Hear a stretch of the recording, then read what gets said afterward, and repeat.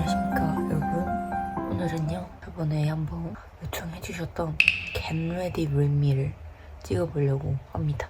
사실 제 화장이 진짜 별게 없어가지고 궁금해하신 분이 있을 거라고는 생각을 정말 못했어요. 스킨 바르고 있었거든요. 이거 있습니다. 스킨은 아누아 어성초 77 수딩 토너고, 제가 쓰는 거는 일반 수딩 토너가 아니라 깐달걀 수딩 토너입니다. 스킨 단계에서 굉장히 많이 먹여줘요. 좀 이렇게 여러 번 덧발라서 바르다 보면 촉촉하게 느껴지는 그 딱 지점이 있거든요.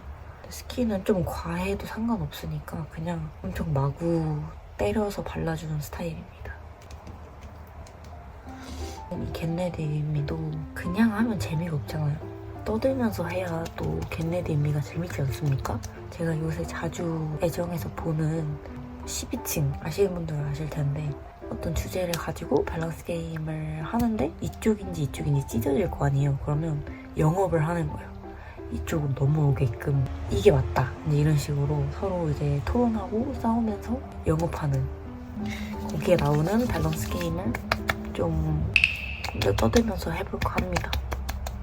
다음 한율 세럼 발라줄 건데, 저녁에는 이거를 2번 정도 발라주는데 외출하거나 그럴 때는 1번만 발라줍니다. 2겹 발라주면 좀 화장이 밀려요.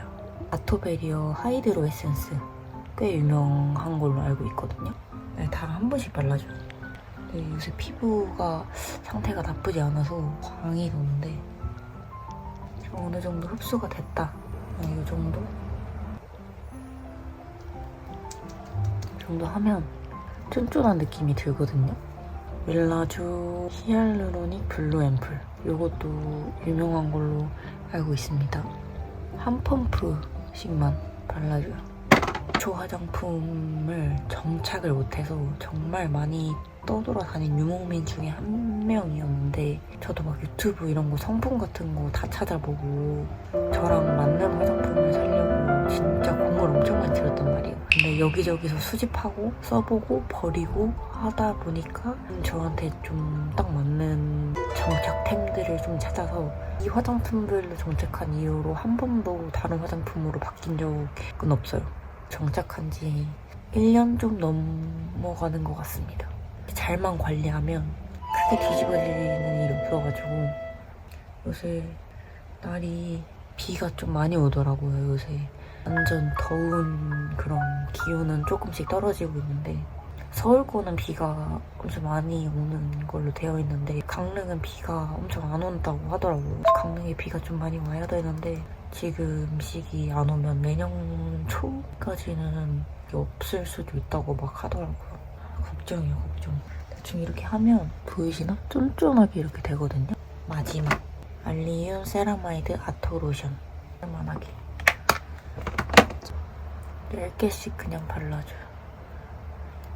이게 영상에서는 어느 정도 그림자의 영역이나 그런 게 있으면 피부가 좀 더 많이 깨끗해 보이는 경우가 있긴 있거든요. 그리고 편집 과정을 거치면서 어느 정도 색보정도 하기 때문에 제 피부가 굉장히 좋아 보일 수도 있지만, 그렇게 막 크게 무결점 피부 이런 건 절대 아니고요. 영상 때문에 조금 더 좋아 보일 수는 있다는 점.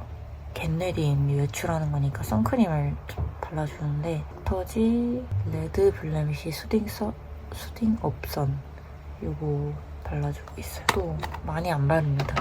좀 너무 많이 바른 거 싫어해서 콩알만큼 짜서 그냥 나 선크림 발랐어요 그냥 이런 느낌으로. 원래는 500원짜리 뭐 동전만큼 짜라 뭐 이렇게 많이 얘기 들었는데 그냥 못하겠더라고요. 앞머리가 살짝 질려가고 있거든요. 다시 한번 열심히 길러볼 생각이니까 좀만 기다려주세요. 저는 다크서클이 좀 있는 사람이라 옛날에 인스타 광고 엄청 많이 했던 다크서클 가려주는 크림 있잖아요. 옛날에 인스타 광고 보고 꼭 해서 1+1으로 샀는데 아직도 쓰고 있습니다.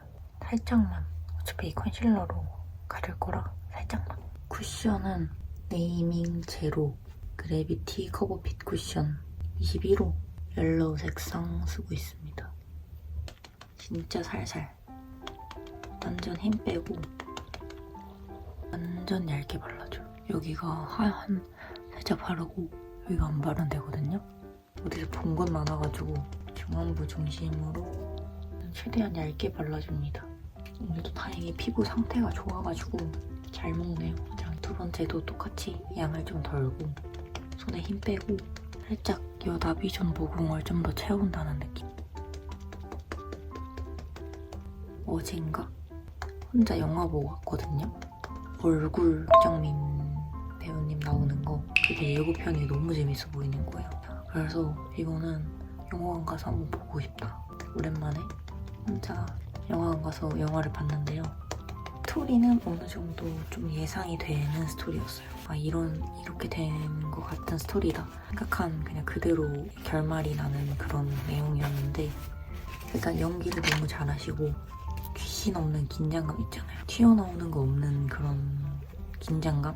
지루하지 않게 끝까지 재밌게 보고 나왔던 것 같아요. 좀 이상하게 여기가 다크서클이 더 심해요. 다크서클도 짝짝이야.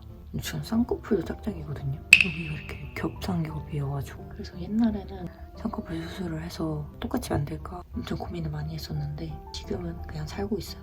근데 옛날에는 맨날 그래서 이러고 다녔어요. 맨날 이렇게 해서 사진 찍고 살짝 잔 흉터 보여도 그냥 여기까지만 해줘. 약간 저만 그런 건지 모르겠는데 저는 화장을 하잖아요. 그러면 나중에 시간 지나면서 유분이 올라오잖아요. 나중에 유분이 올라온 피부가 광이나 이런 게 더 예쁘더라고요. 맨 처음에 한 거보다. 그래서 시간이 좀 지나야 더 예쁜 화장이 된다고 해야 되나? 창시절에 인기 많았던 파우더 한 번 샀는데 양이 많아가지고 아직도 쓰고 있어요.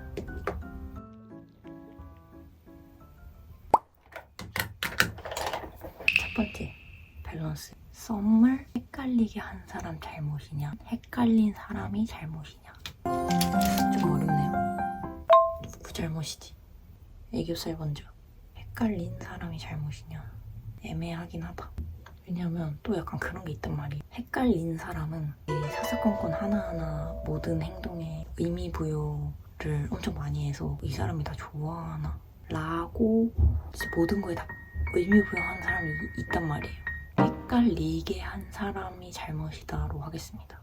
일단은 보통 사람이 이 사람이 나 좋아하나? 라고 느낄 만한 그런 상황이 애매한 상황을 나도 안 좋아해. 그러니까 애매모호한 행동을 안 하면 헷갈릴 만한 일도 안 생겨. 아닌가? 아닌 것 같아요, 여러분. 헷갈린 사람이 잘못인 것 같기도 하다. 맞아. 눈썹만 한번 얘기하고 갈게요. 눈썹 정말 궁금해하시다 해서 전 옛날에 눈썹을 이렇게 각지게 그리고 다녔었거든요. 그래야 좀 얼굴이 갸름해 보인다고 막 어디서 주워 들어가지고 크면서 눈썹을 좀 방식을 바꿨더니 그게 지금 눈썹인데 그게 지금 저랑 너무 잘 맞아서 별거 없고 끝을 따라서 긴 곳만 좀 이렇게 채워줘요. 대신에 너무 두껍지 않게 끝을 이렇게 좀 얇게 빼요. 끝을 이렇게 빼고 이렇게 들면 눈썹 빈 곳이 보이거든요.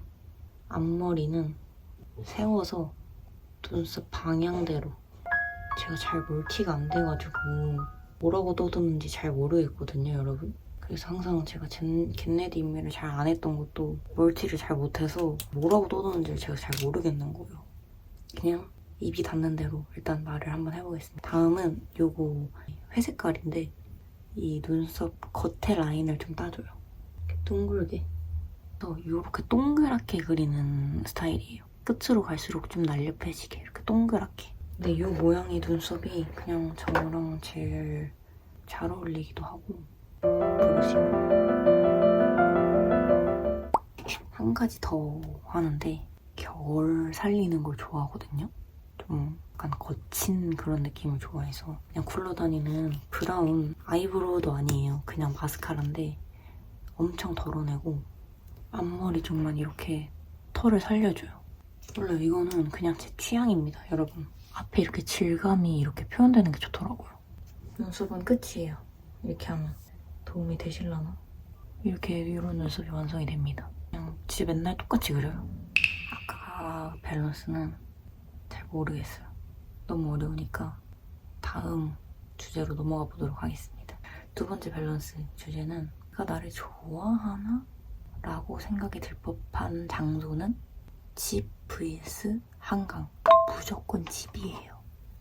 근데 솔직히 한강도 갑자기 이제 단둘이 한강 가서 맥주 마실래? 하면 한강도 솔직히 플로팅 같긴 하거든요.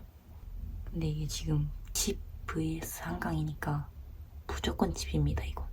아니 그냥 밖에서 만나면 되는데 굳이 집에 놀러 오라는 건 집에 초대를 한다는 것 자체는 개인적인 공간에 들어오라는 얘긴데 웬만한 사람 내 집에 초대합니까? 저는 안 합니다. 집으로 초대하는데 플러팅이 아니면 이상한 건데.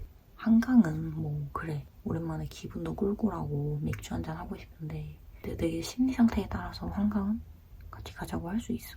저는 남사친 여사친은 허용이 안 됩니다. 아니 남사친 여사친이 서로 피차 없으면 아무 문제도 일어나지 않는데 그놈의 남사친 여사친 모든 문제의 원인이 되잖아요. 그게 못 온다고 내 남자친구 여자친구가 있는데 저 없으면 안 생기는 거잖아요. 그런 싸움이.